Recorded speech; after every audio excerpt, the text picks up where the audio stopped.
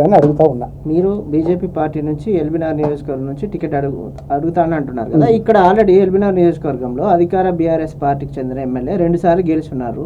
ఇప్పుడు కూడా 3వసారి గెలిచి హ్యాట్రిక్ సాధిస్తానంటున్నారుగా. ఆయనని మీరు ఎలా ఎదుర్కొంటారు? సుధీర్ రెడ్డి అనే వ్యక్తి కాంగ్రెస్ పార్టీలో గెలిచాడు. అతను బీఆర్ఎస్ పార్టీ శాసనసభ్యుడు ఎప్పుడు కాలేదు కూడా నెక్స్ట్. ఎందుకంటే మొన్న లాస్ట్ టైం ఎన్నికల్లో గెలిచింది కాంగ్రెస్ పార్టీ తరఫున.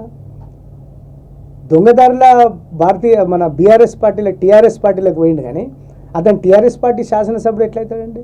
టీఆర్ఎస్ పార్టీలకు పోయిందే, ప్రభుత్వ పార్టీలకు పోయిందే తన ఆస్తులు కాపాడుకోనికి, తను చేయబోయే కబ్జాలు తన ఆధీనంలో తెచ్చుకోనికి, ప్రతిపక్ష పాత్రలో ఉన్నటువంటి నాయకుల మీద ఏ విధంగా దాడి చేయాలి, తనను ప్రశ్నించిన వాళ్ళ మీద ఏ విధంగా దాడి చేయాలి అధికార బలుపుతోని తప్పితే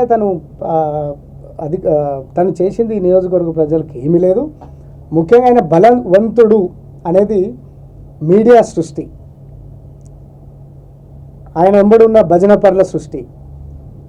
100% శాసనసభ్యులు అత్యంత పేలవంగా 119 నియోజకవర్గాలు, 119 నియోజకవర్గాల్లో ఫెయిల్డ్ ఎమ్మెల్యే సుధీర్ రెడ్డి గారు.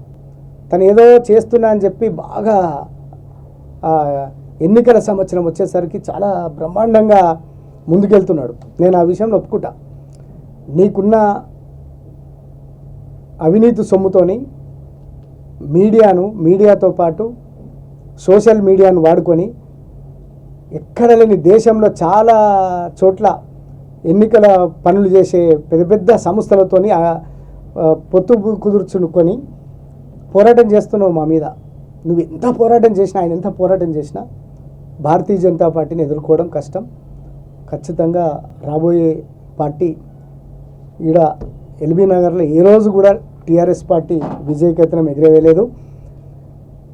గతంలో రామ్మోహన్ గౌడ్ గారు 2 సార్లు బార్డర్లో ఓడిపోయినప్పటికీ సుధీర్ రెడ్డి గారి భారీ మెజార్టీతోని ఓటే మాత్రం ఖాయం. మళ్ళీ మూడో ప్లేసో ఇంకేదైనా పార్టీలు నిలబడితే 4వ ప్లేసో ఎల్బీ నగర్లో పోవడం ఖాయం. అతను ఎప్పుడు కూడా బీఆర్ఎస్ పార్టీ శాసనసభ్యుణ్ణి అనే చెప్పుకునే అర్హత లేకుండా ఈ నియోజకవర్గ ప్రజలు తరిమి కొడతారు.